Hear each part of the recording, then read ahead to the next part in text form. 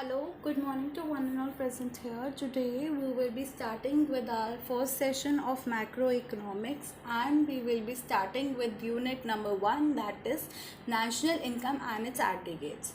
So what is basically national income or what are its aggregates? Each and everything we will be starting, and we will be knowing with each and every concept in detail. But firstly we will be starting with national income. Okay, so when in class 11th we have studied that we have two branches of economics, that one is micro and the other one is macro. Okay, so what did we study in micro is about all the single factors, that is supply and demand were single terms here. But now when we talk of aggregative supply and we talk of aggregative demand, we are dealing with macroeconomics here now. Okay, so we have studied all these things in microeconomics, that when we talk of aggregative factors of supply and demand, all these things are calculated under macroeconomics. Now we will be studying all these things in details and will understand each and every concept properly. Okay, so now what is meant by national income? Basically, when we talk of any of the monetary value, or we talk of total productivity, or we talk of all the total income that we are earning, or if we talk of all the expenditure that we are doing on a particular thing or collective expenditures, all these things are basically our income. Okay, and when we talk in at a national level about all these things becomes national income. So what is meant by national income? First of all the aggregative expenditures that we are doing, plus we are talking in terms of national level, that is all that we are spending at a large extent at a national level, so expenditure. Or I can say that all the productivity that I am doing at a national level. Why national level I am using? Because I am talking for all the people collectively. Okay, so I am using the word national here. Whenever I'm talking for individual, I talk of individual income, I talk of individual expenditure, I talk of individual production. But when we are talking in terms of nation, so all these becomes at national level. We talk of aggregative factors, that is all the expenditure collectively, or all the production collectively, or all the income that we are doing is also done at collective level. So all these things are included in national income. So how do we calculate national income? Either you calculate all the expenditures you are doing, or either you calculate all the productivities that you are doing, or either you calculate all your income that you are doing. So national income is basically, we can define it as, national income is either money value of all the final goods and services, of course, when all those things are produced. Or you can say that all the expenditure, all the income that you're earning, or all the expenditure you are doing in a particular year. But we will be dealing it in terms of a particular year only. You cannot change years, because this will differ your income level. So you will be dealing in 1 year only. Either you are doing for 2019-20, okay, or you are doing it as 2009 and 10. But year remains only 1 year. Okay, from March to April, and from March to April, that you are from 1st April we start off with our year, and then end up at 31st March. So this will be 1 year only. You cannot differentiate on basis of different years. Okay, so you will not go with different years. Okay, so now what is meant by final good and what is meant by intermediate good now? Okay, first of all, I'll be discussing with all the basic terms, then we will be going further. What is meant by final good? Whenever you are dealing with any of the good that you are consuming, okay, that becomes your final good. But when you are okay, I'll take an example and then explain. For example, I'm talking for butter. If I'm consuming that butter for my own consumption, then that butter becomes my final good. But when I'm using that butter to make cake out of it and then resell it, then that becomes my intermediate good. Okay, intermediate good has a property that we use that product in order to make another final product for reselling purpose, basically. Then what is meant by consumption? Consumption is basically what you are consuming for your personal use. What is meant by capital? Capital means all those goods that are used for making consumption goods. For example, again I take an example of butter only. Everywhere I will be taking example of butter because that will make easy to understand for all of you also. Okay, now butter, what does butter here mean? Now butter I am using, uh, putting it on bread and eating it, so that is for my consumption. But the machine that is producing butter is also produced in some other machinery, so that machinery which is producing butter and is being produced in some other machinery, so that machinery which is producing butter becomes my capital good. All right, now next comes stock and flow. I have written all these terms collectively with them because these are related to each other only. Totally opposites. Okay, so that's why I have written like this. Stock and flow. Stock here basically is a good that is stored over a year and is carried to next year also. But flow is that production that you are selling or reselling within a year. All right, for example, I've talking of butter only. Butter, in butter, if I'm saying I'm producing total 100 units of butter, and out of that 50 units are stored for next year and 50 units are stored this year. So 50 units becomes my flow that I have sold this year, and the 50 units that I have stored for next year becomes my stock in my warehouse. Okay, then next comes is money flow and real flow. Now, what is meant by money and real flow? This is very important to understand. So, listen carefully for this. Money flow is basically between households and firms, but real flow is flow of goods and services between firms and households.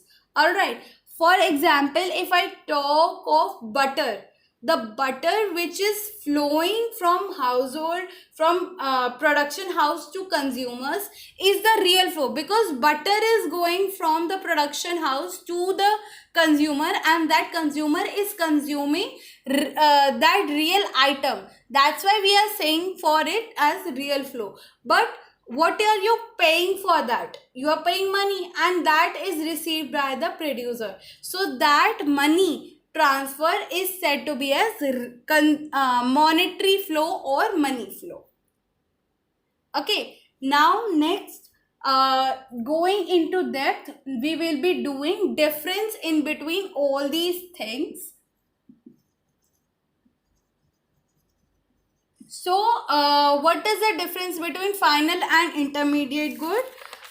Firstly, on the basis of definition only, we can differentiate both of them. First one becomes final goods are those goods which are either consumed, used for consumption purpose or investment purpose. Intermediate goods are those goods which are used for either resale or are bought and then sold in the same year. All right. then second point becomes that these are included in national income. Why? Because these are final goods and ready to consume, but intermediate goods are not included in national income. Third point, these goods are not additive in nature. Why? Because these are already ready to consume, then what you will add in them? But if you can add in them, then they are not final goods, they becomes intermediate goods. So third point becomes on the basis of additivity. Fourth point is that these productions can be taken out of the country also. For example, exports, imports, all these are done for the final goods only. But when you are doing for intermediate goods, that cannot happen because the good is not ready yet. So you cannot supply it or buy, basically you cannot sell or buy it across the boundaries. Okay, so these are four bases on which you can differentiate final goods and intermediate goods, and this is basically simple things that you can understand and then do it on your own also. You can prepare your own basis and then make difference out of them. Okay, second is our consumption and capital goods. So differentiating between consumption and capital goods, first is basically on definition only again. So we say it as these goods are used to satisfy human wants, but these goods are those goods which are used to produce consumer goods. Okay, second point can become that these goods are used by consumers, but these goods are used by producers. So main difference can be this one also. Third point becomes these does not promote production capacity. Why? Because these are for consumption purpose, but these capital goods promotes production capacity because it always enhances your production. If you are buying more heavy capital good, then your obviously your production will increase. So this capital goods are increased with the help, production can be increased with the help of capital goods. Okay, so these are our three main points, and obviously you can add on within example, but remember one thing, the points which you are writing, okay, in difference can never include example. Example will always support your answer, but for the board exams you need to keep in mind that you example should be separate than your example, like your points. For example, if I am having a 4 marker difference, so 4 points should be your main points and fifth point that you are writing should be example. Okay, uh, continuing with the topic now, stock and flow. What is the difference between stock and flow? First, again on the basis of definition, that is, stock refers to a variable which measures a particular, basically it is measured at a particular point of time, and then flow is referred to that variable which is measured over a period of time. Okay, second, you can differentiate on the basis of time dimension, that it does not have any time dimension, but this has a time dimension. Now next can be your example. Under examples, stock can be like population, wealth, etc., but in flow you can mention like national income or total number of births in a year. Okay, then next comes this money flow and real flow. What is the basic difference between money flow and real flow? So again we will be doing on the basis of firstly definition. So definition becomes money flow, it is the flow of money between firm and the household. Keep in mind the main word here is money flow. Okay, and in real flow it will be like it is a flow of goods and services between firms and households. So here the main word becomes goods and services, but here the main word becomes money. Okay. Here second point becomes on the basis of exchange for both of them. That is, it involves exchange of money, but real flow does not involve exchange of money. So this is our second point. And then third point, it is known as a nominal flow. Why? Because this deals in terms of money only, but real flow is known as physical flow. Why? Because the real flow depends on goods and services. So our goods and services are physical goods, right? So physical goods becomes real flow here. Now coming on to sectoral models, this is very much important. We have three models in when we include capital market, but we only have one model when we include do not include capital model, that is a two sector model here. But we have two sector, three sector and four sector model when we include capital market. Okay. Okay, so I have drawn this household model along with the firm. This is our two sector model when we do not include capital market. Okay, so capital market comes in between. So first of all, I am discussing two sector model when we do not include capital market, and then I will be adding in this only and explaining you all the rest of them.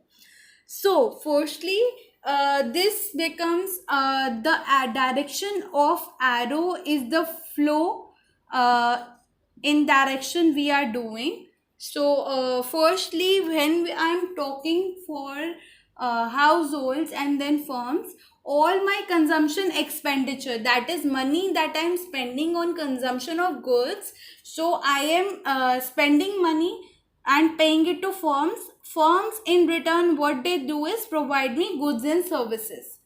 Okay. Then what does firms do? They pay us a factor payments, and in return what we do is we provide them with the factor services. Okay, what is meant by factor services or factor payments? Factor payments are like rent, wages. Okay, firms will obviously, if I am a household and I'm providing a firm a place so that they can set up their machinery, so what I will do is I will ask them from rent. So they will pay me rent. In return, what I am doing is I am giving them land for their firm setup. All right. But in next one, I am paying them. For example, I am taking again example of butter.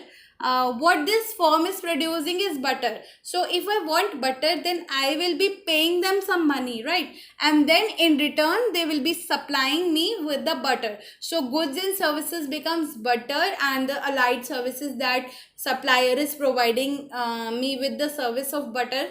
And then I am paying them in return the money for the production they have done. For example, a 10 rupees butter, then what payment I am doing them?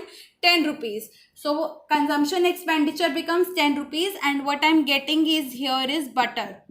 Okay, so again here what I can take an example is, for example, I have provided them with the shop under my house. So I have provided them with the factor service of house, the place where they are producing, and then factor payment becomes rent that they are paying me. So your rent and the place to sell becomes factor service that I have provided them. Okay, then now this is my two sector model when I have not included, remember, I have not included capital market here. Now I will be doing with capital market. I am including capital market now. So when I include capital market, I have one addition here with the capital market. What does capital market do? They provide with the funds. Okay. For example, if the firm wants to take a land from household and they don't have money. So what they can do is they can borrow money from capital market, right? So they can borrow money from capital market. And what else they can do? If they're in excess of money, they can also save their money or in capital market. Okay, again, if in terms of household, I am receiving rent and I don't have any consumption, so what I will do is I will save my money in capital market in form of bank bond, bonds or any I can save my money in shares also by investing in them. Or if I want to buy a house, what I can do is I can borrow money from capital market. All right. So capital market is very much important for household as well as firms. This now is becoming two sector model when I include capital market. So this is my two sector model when I include capital market. Going on to three sector model. What does three sector model include? Government. Okay, so my third sector becomes government here. Now what does government do? What is the role of government? Government takes taxes from firms and also from the household. So they are taking taxes from households as well as from firms. What are they providing in return to them? They are providing them with subsidies. And also they are providing them subsidies. So when we talk of three sector model, here government what does is takes taxes and provides services or subsidies.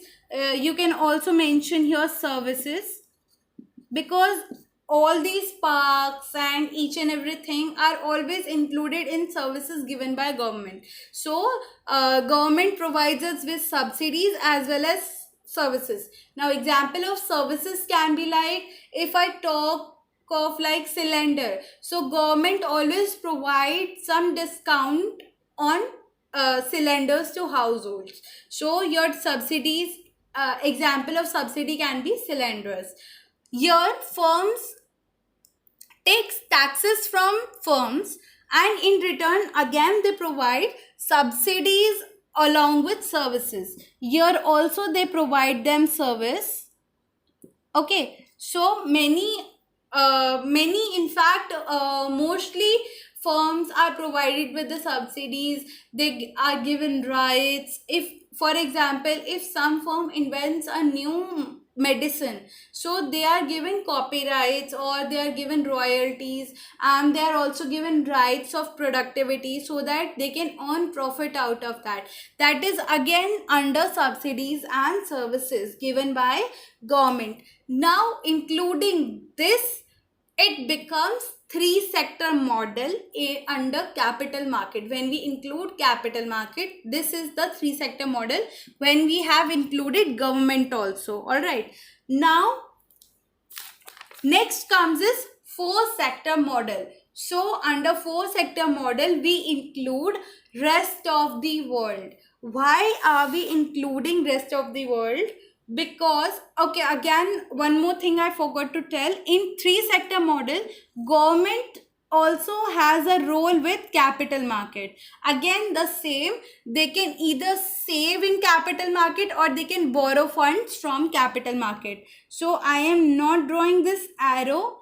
You can draw it properly in your notebooks. Okay, so here this becomes a complete three sector model, or what I can do is I can just draw the arrows and you can make the markings later on. All right, so now Coming back to our four sector model includes rest of the world. What is rest of the world?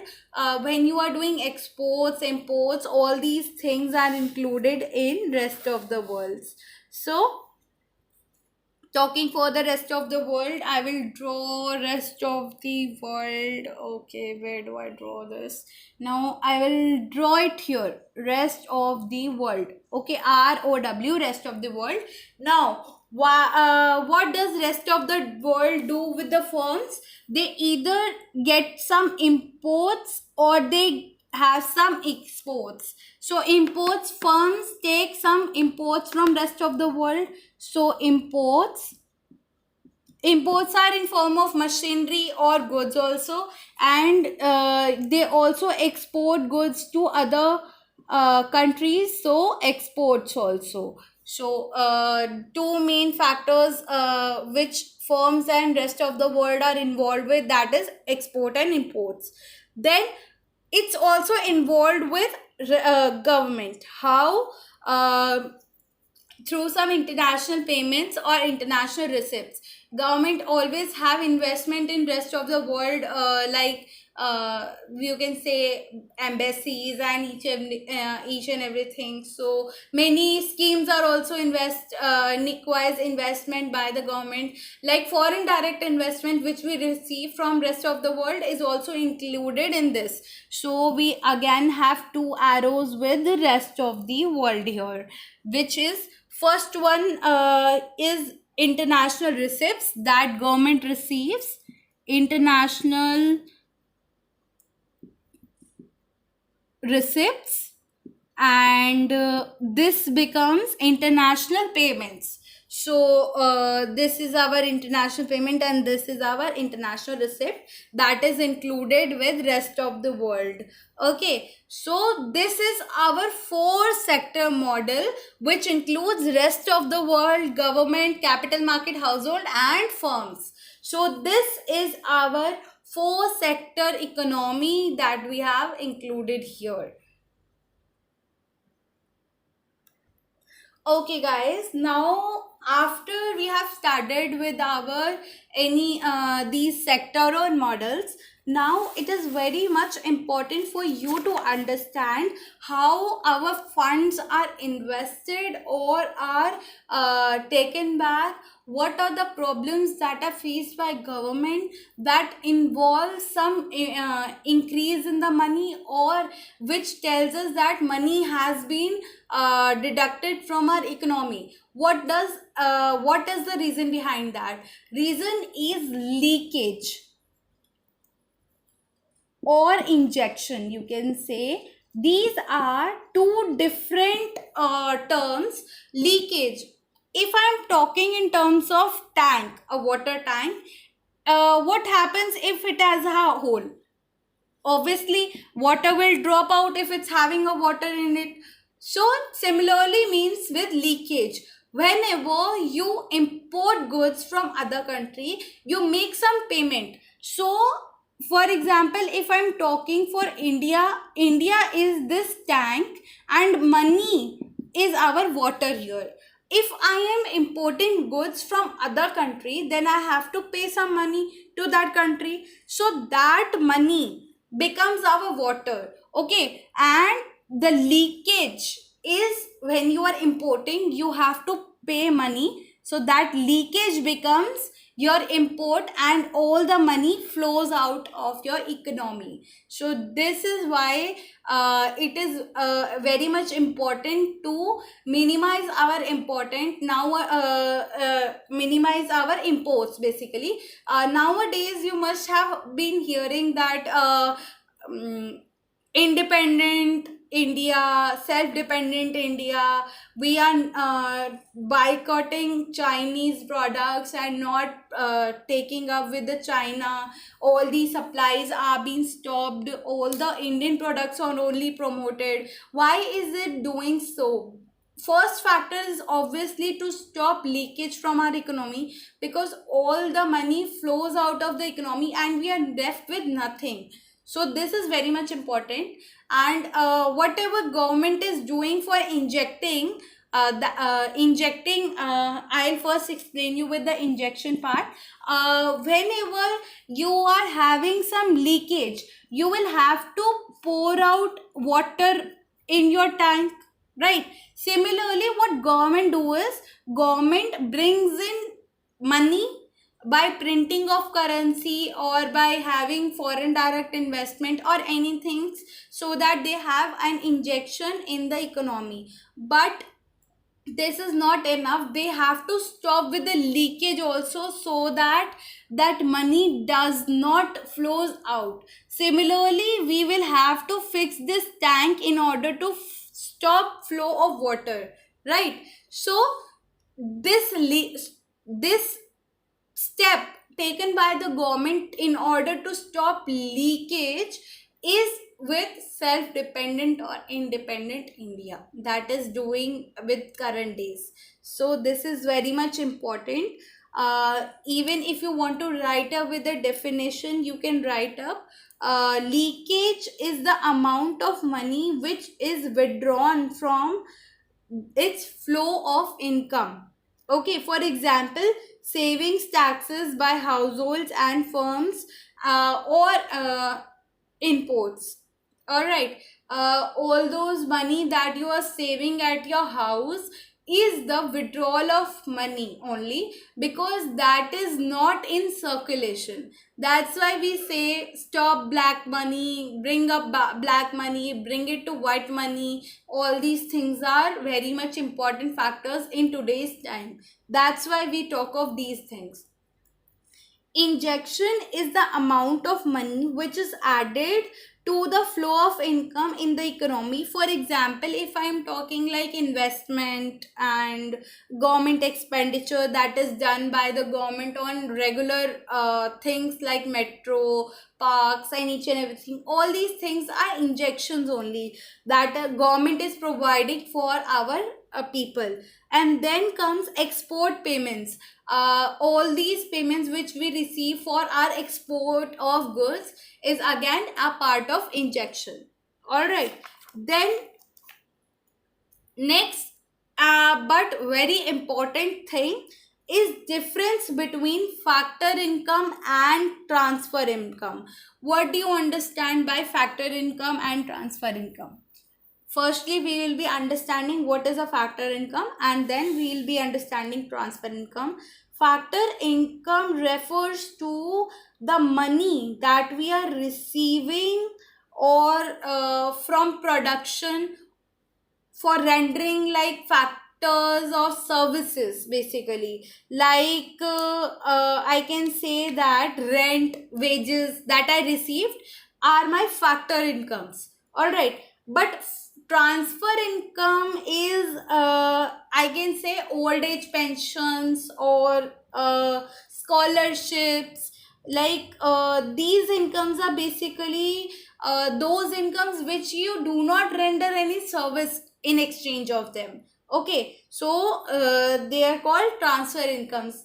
Example, I have given you like pensions. You have provided service and you have received income also in exchange of that. But after you have retired, you are receiving the pension, you are not providing any service for that. That's why it is called transfer income. So factor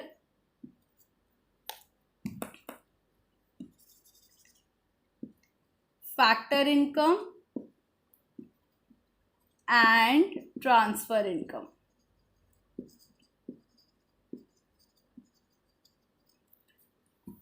Okay, so you can write down differences also in between this. First of all, our basic difference becomes on the basis of definition only. Factor income refers to that income that is received in exchange of rendering some services. All right, and transfer income is that income that is received without rendering any productive services in returns. Second point can be on the basis of inclusion in national income. Factor income is included in national income, but transfer income is not included in national income. Okay, On the basis, next point we can write is as on the basis of earning income, because this income is a part of earning income. It is a part of earning concept, but this is not a earning concept, but this is a receipt concept, because you are not doing anything to basically you are not having any work, but you are still receiving money. Okay, so this is called receipt concept, and this is called earning concept. Example you can write here is rent, wages, interest, and here you can write examples as old age pensions, scholarships, unemployment allowances, and many more like this. All right. So today's session we will be ending up here only, and then in next class we will be starting up with the aggregative factors that are used for calculating national income, and like depreciation, indirect taxes, and also factor income is also included in this. But it is important to understand that all the things that you are learning here is concept based, and once you understand these, it is sorted. You just need to revise them once, and you will be able to answer each and every question. So just you need to follow all these things which I am explaining you, make a note of them. Okay, I'm that's why I'm making you write some questions, and then making you note down with the differences, answers, definitions, because this will make your concept go easier. All right, so we will be doing rest of the things in next class. Meet you in next class.